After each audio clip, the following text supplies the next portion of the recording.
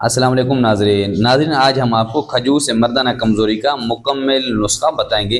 तो वीडियो को आपने स्किप नहीं करना है और साथ में हमारे यूट्यूब चैनल को ज़रूर सब्सक्राइब करें ताकि हमारी हर आने वाली वीडियो आपको मिल सके।